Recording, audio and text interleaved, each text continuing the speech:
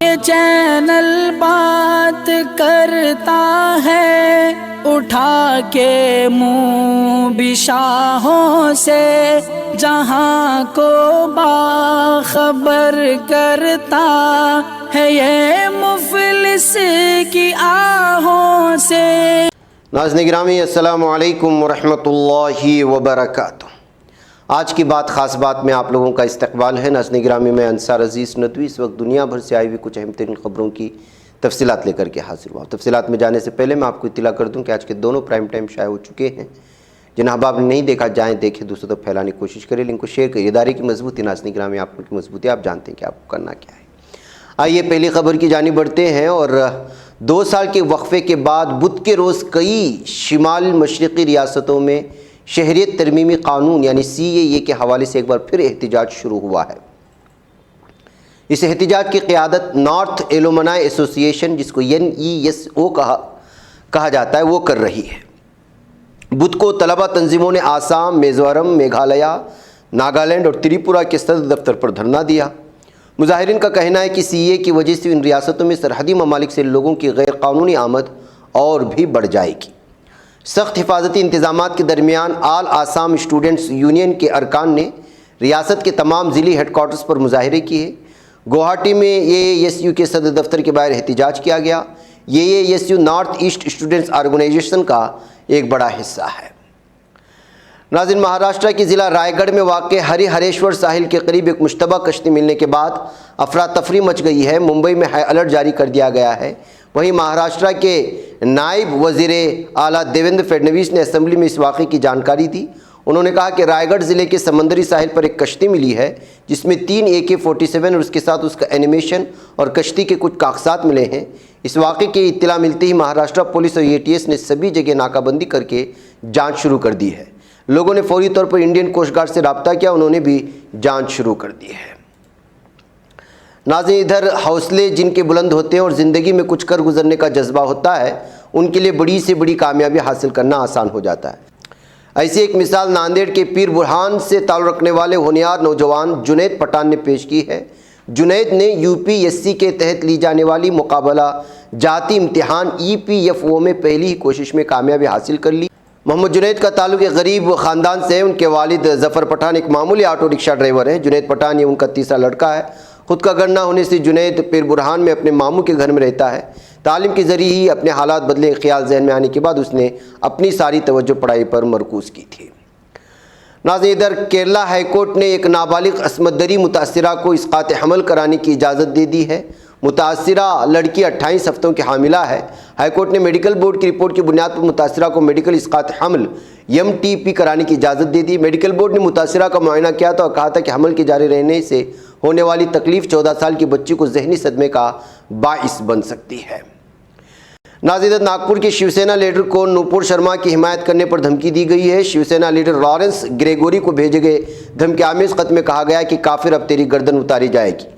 نوپور شرما کو بھارتیہ جنتا پارٹی نے پیغمبر اسلام صلی اللہ علیہ وسلم کے خلاف قابل اعتراض تبصرہ کرنے پر معطل کر دیا تھا۔ بعد میں اس گستاخ رسول نوپور شرما نے بیان میں غیر مشروط طور پر واپس لے لیا۔ نوپور شرما نے متنازع بیان ٹیلی ویژن پر ایک مباحثے کے دوران دیا تھا۔ نوپور شرما نے یہ بھی کہا تھا کہ ان کا مقصد کسی کے مذہبی جذبات کو ٹھیس پہنچانا نہیں ہے۔ ناظرین، UGC کے چیئرمین جگدیش کمار نے کہا کہ سینٹرل یونیورسٹی کے داخلہ ٹیسٹ UG 2022 CUET کے چوتھے مرحلے کے روز 13 امتحانی مراکز کو ناگزیر ٹیکنیکی وجوہات کی وجہ سے منسوخ کر دیا گیا، جس کی بنا پر تقریباً 8693 طلبہ متاثر ہوئے۔ شفٹ 1 اور شفٹ 2 میں 13 مراکز میں آج کا شیڈول منسوخ کر دیا گیا۔ 1.45 لاکھ امیدواروں میں سے کل 8693 امیدوار متاثر ہوئے۔ تمام متاثرہ امیدواروں کو 25 اگست کو دوبارہ ٹیسٹ کا موقع ملے گا۔ ناظرین، پولیس نے بدھ کو کہا ہے کہ انہوں نے ایک مشتبہ خاتون چور کو گرفتار کیا جو اپنے آجروں کو نشانہ بناتی تھی اور جس نے مبینہ طور پر جرائم کی آمدنی کا استعمال کرتے ہوئے دہلی میں اپنے لیے ایک مکان بنایا۔ وہ اپنے آجروں سے سونے کے زیورات چرا لیتی تھی۔ پولیس کے مطابق اس نے تقریباً 100 گھروں کو اپنے جھانسے میں پھنسا۔ اسے قومی دارالحکومت کے اضلاع میں اسے 26 مقدمات کو اپنا ٹارگٹ بنا چکی ہے۔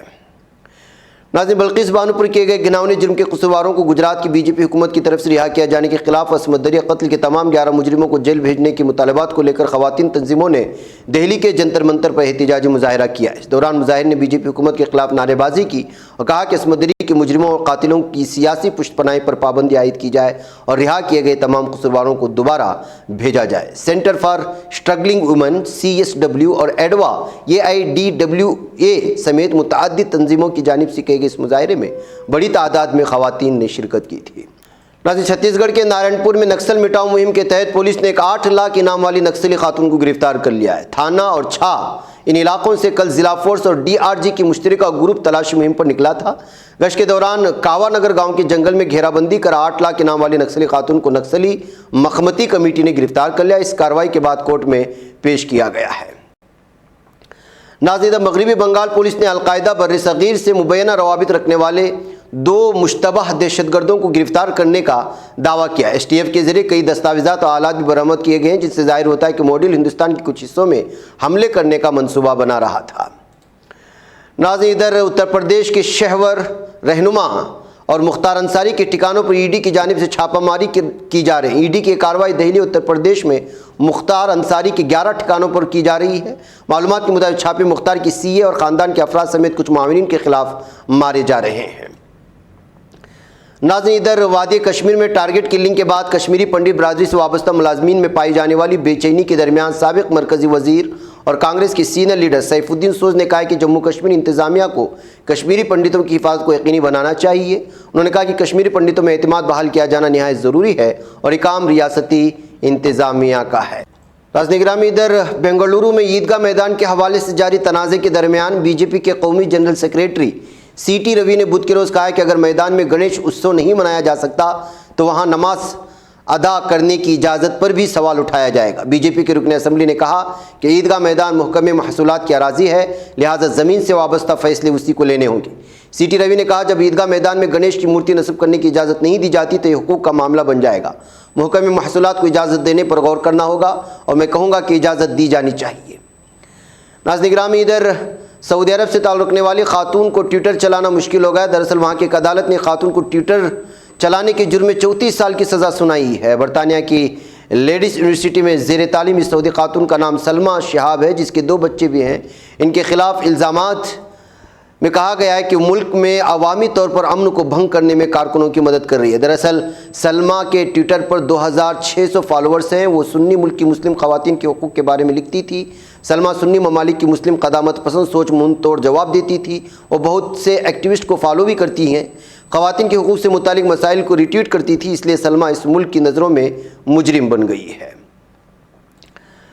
ناظرین گرامی، چین کے صوبے شنگھائی میں موسلادھار بارشوں کے نتیجے میں سیلاب کی وجہ سے 16 افراد ہلاک اور 36 لاپتہ ہو گئے ہیں۔ مقامی محکمے ہنگامی حالات کے جاری کردہ بیان کے مطابق صوبائی مرکز شیننگ کا علاقہ ڈاٹونگ ہوئی اور تو خود مختار تحصیل صوبے کے وقت اچانک سیلابی ریلے کی لپیٹ میں آ گئے تھے۔ ناظرین، ادھر ترکی کے وزیر قومی دفاع حلوسی آقار نے یوکرین کے وزیر دفاع وولیکسی زیرنکوف سے ملاقات کی ہے۔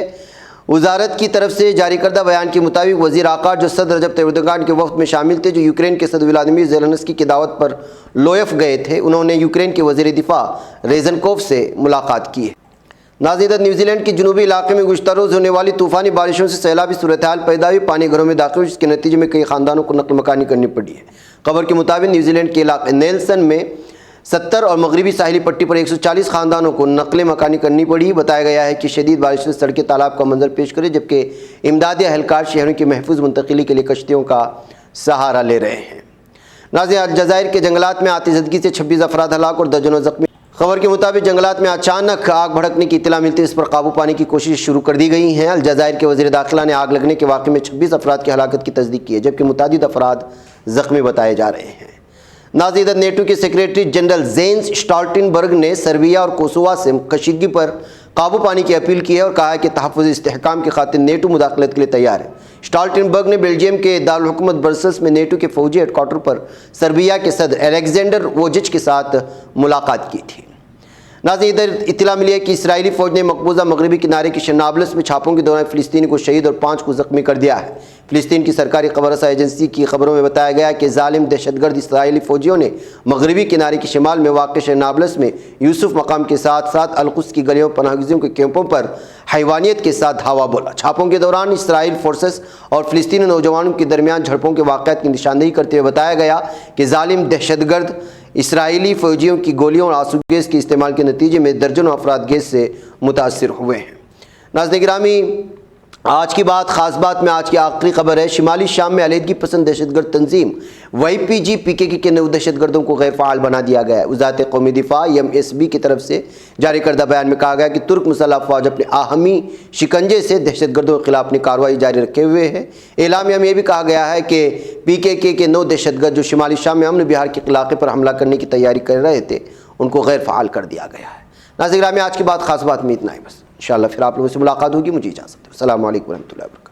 یہ چینل حق نگر بن کر کچل دیتا ہے فتنوں کو، اگر گندی ہو پالیسی تو مرتے دیکھ کتنوں کو، اسی بازار میں بکتے ہوئے دیکھا ہے سپنوں کو، سبھی یکساں ہے یہ پیغام دو غیروں کو اپنوں کو، وطن اہل وطن کا ہے گلے بے خار، سیدھی بات